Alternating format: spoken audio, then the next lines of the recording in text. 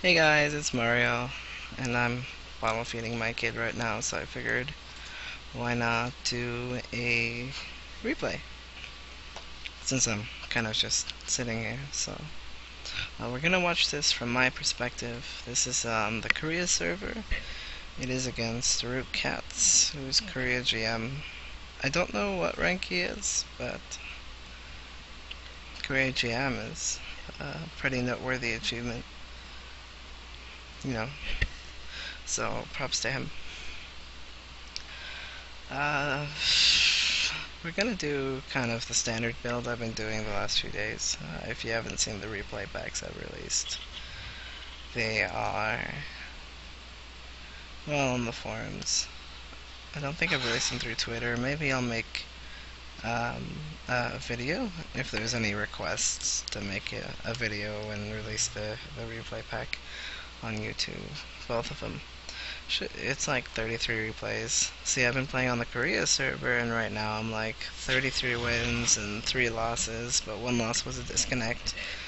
I'm sitting at about medium master, and I have a 93% win-loss ratio.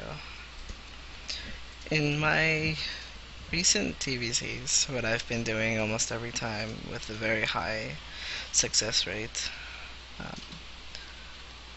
I've been going for 15 barracks at the front with a wall off, and then with the 15th SCV I make a supply depot. Let me just lower the sound for me a little. It's quite a bit in my ears. So with the 15th SCV I make a supply depot, a refinery, and then I transfer workers over. I get a command center, 2 marines, reactor, factory, bunker at the front, and another supply depot. We can kind of wait on the depots.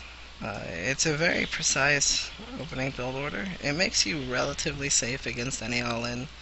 It makes you can do some pressure like a marine tank push as long as he doesn't have too many units on the map and he grabs an early third. That's kind of something you'll see in different games. I think I showcased that a lot in the VOD from yesterday.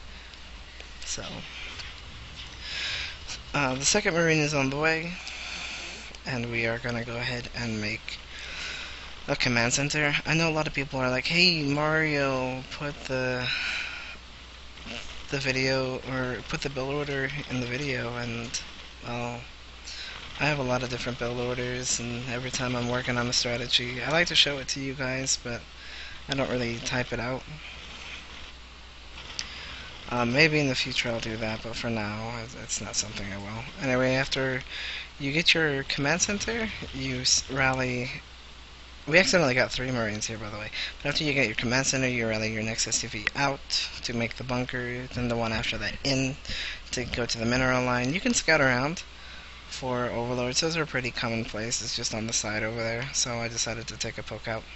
This is one of the only maps I actually know where the overlords go. And on the new ones, I have everything else vetoed but the new ones, and all the new ones I don't know where they go yet. But and then your third SCV you send out to make a factory. Should get there at about exactly 100 gas.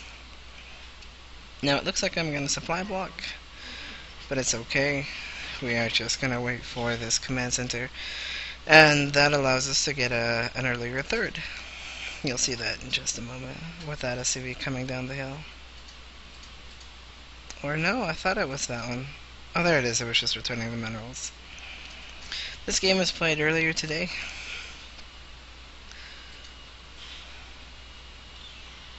Factory's about to finish up. You want to prioritize everything but the marines. The marines are kind of like filler units, just to make sure your money doesn't go up. They're helpful. You know, you can get about 15 of them at the most, I think. 10 is an okay number too. Oh, after you start the tech lab, make sure you put down the supply depot next to the bunker. This provides less surface area for zerglings, which are, if they're coming with zerglings, about to come. And since I had an extra marine in my rotation, from where I accidentally got 3 at the start, I sent one out across the map to see if anything was coming. So that's why he's standing there. And then I also send out 2 marines. I wanted to grab the watchtower, and I also wanted to check on his third. See, if mutas are coming, they're more likely to come from the bottom left section, so I wanted the marine by the watchtower, and I wanted something by his but I used third to be able to scout out, can I do my siege tank marine push? But I got an overlord on the way, so that was nice too. Here comes the first siege tank. I got the gas geysers after the first siege tank was building, making 1 or 2 depots at a time at the front, more often one than not. You can see just slowly building my wall with the siege tank. It's fine. Getting my 4th gas geyser now that I have 3 running, and dropping an engineering bay in case it's like 2 base mutalisks, because we haven't seen a 3rd yet. And now we can confirm there's no 3rd in that location. And that's the one they're more likely to take in the beginning because it's easier to defend, so we scan its main, see if they're mutas, they're not. We see just 1 gas, but we also know that's a very late layer, so there could be a lot of ground units, but which is why we send out a marine. But our base is pretty well defended, even if there is. And there's something that attacks, and I see roaches and zerglings, so I just send a few SCVs over to repair. And I build 2 factories. We want to get up to 4 or 5 factories off of 2 base, and then drop the armory. We can kind of go from there with our tech choice. We drop a 2nd bunker just in case we're broken, and it comes up and there's nothing I can do. We've got 3 siege tanks, a lot of marines, a bunker. We got some repair. He's never gonna get in, so we're automatically ahead, which is nice. We're also gonna build a sensor tower because we want to know just in case if he's coming, since we did pull back the SCVs. And we do want to take an expansion, so we just want to kind of cover our bases. Put the marines in the bunker, send a few out, or send 1 out. I'm not sure why I didn't get the watchtower up top, but I should have. And I get 2 more factories here, and then the armory, so I'm up to 5. Normally I do 4, but this game I wanted to do 5. And I got a tech lab, and there's the reactor. So if I go up to 5, I'm less likely to get another add-on on the 4th and 5th, because the 4th usually has a reactor on it, and so since I have an extra factory anyway, it's less likely that I put a reactor on it. Since I do have the watchtower, I'm gonna go ahead and pretty much take out the rocks. I do see something over there, but it's not moving. So, and I send my barracks out to scout. I built some missile turrets, and since his cheese failed, he's more likely to align me. Make sure the tanks are in a good position. So that's why the missile turrets, maybe he's going for like some fast mutas, and we see the spire in the production tab. So now from here, I've seen roaches, a lot of roaches. So what I'm going is siege tank. What I mind, eventually I'm going to want to add in a Thor, just in case he does a tech switch, but more not likely after 2 rounds of production. I know that Catz loves infestors and mutalisks, so.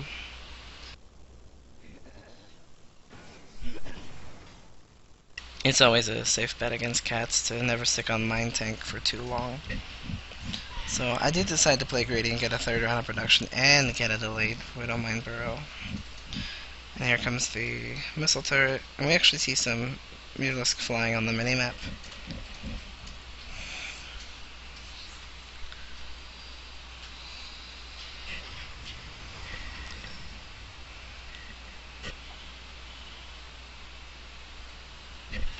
Which is why we started with Thor. Here he comes in. I'm just trying to keep my shit safe, but I also really need to focus on my production and stuff. So he's backing off there. I send my SCVs back to my gas, build another turret, 2 turrets, and he does end up getting another siege tank, which sucks. But since I saw the mutalisk transition, I dropped 2 more factories, knowing that he's vulnerable to a timing push. I drop a 2nd armory so I can get my 2-1 upgrade, and the 2nd factory allows me to produce more Hellbats. So I go like Thor Hellbat because I already have siege tank, but I don't mind to counter roaches. Thor Hellbat counters zerglings and mutalisk, and then to counter the banelings I already have siege tank. So I kind of got a very robust army composition going. And I decided it's time to take my 4th. I also decided it's time to push out a little bit, but I do need to clear out the creep.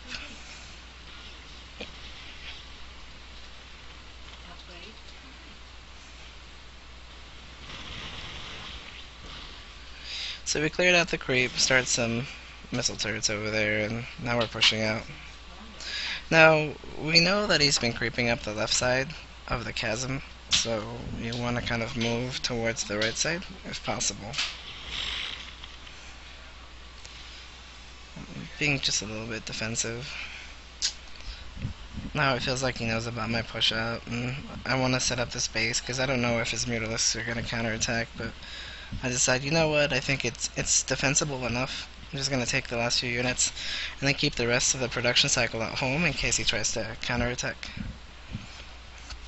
So I'll go ahead and burrow those in the lowermost every depot. And then I was right, he didn't extend the creep past the shrub. So I'm able to get in a really good siege position. I don't know if he even knows I'm here at this stage, but I'm breaking down his rocks. And position the widow mines over there, so if he does decide to push through, then, well, I'll be in a great spot. Kind of split up my units a little bit, get the tanks in a ready position to counter, and then I see that he's actually going for the, for the ledge, but then I see he's actually going for my base. We have some defenses up, which the widow mines do a decent amount of damage to.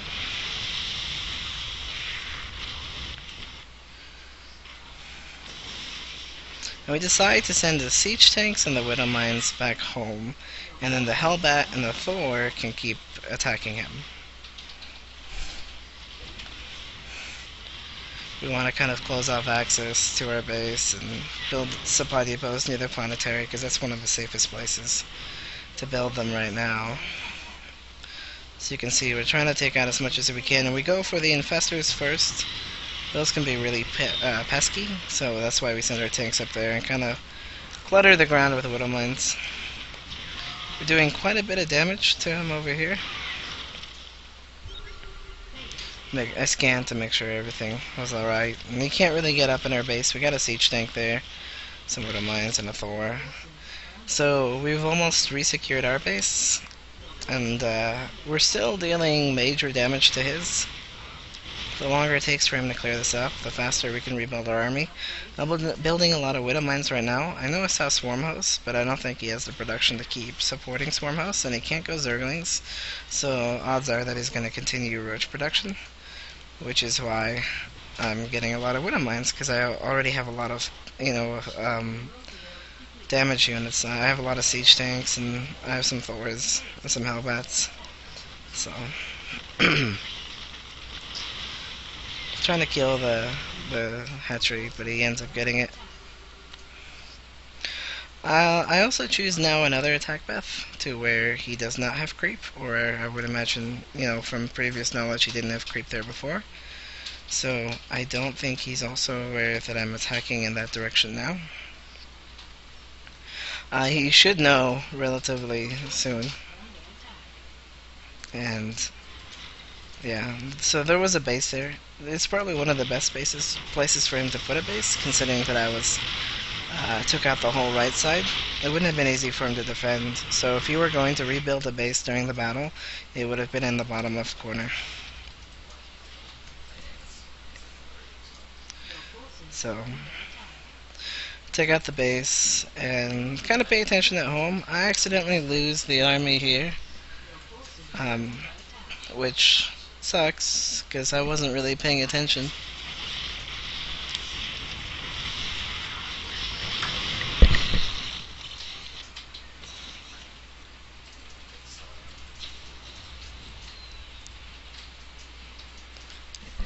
Remaking another command center to take an expo up top. From here on, the game is almost over.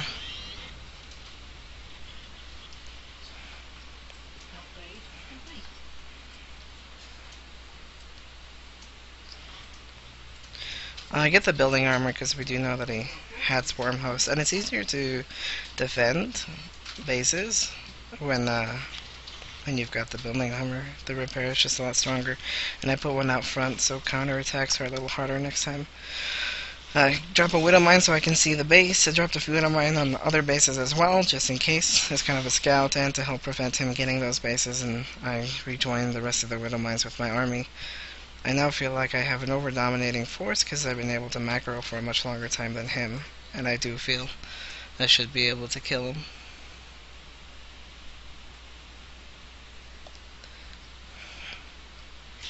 One of those command centers will be a planetary, just to help deny one path of access, or at least slow it down, and the other one will be an orbital.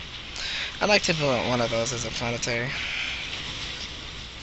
Now we kind of want to get the Widow Mines in front, so I move my tanks a little bit back, but he's gripping them, which is good. And notice he goes up to his natural third. I believe that's his natural third, so I try to cut him off with Widow Mines in one direction, but he is gripping more. Try to get the Widow Mines planted in there, and he doesn't move in time and takes a lot of damage. So, that's nice. I just end up taking out, the core of the army. The Widow Mines are kind of left, and one or two siege tanks. But I've been able to macro up some more, and now I'm making a lot of Hellbats. Getting the Infernal Pre-Igniter, too. I don't feel like the Infernal Pre-Igniter is an upgrade you really need in the early game. It's great in like the mid and late game, but in the early game it's not really as necessary unless you're going like really heavy Hellion style. But that should be pretty much the game. I don't think there's anything else that you can do from here, and there it goes. So thanks for watching, guys, and I hope you enjoyed the game.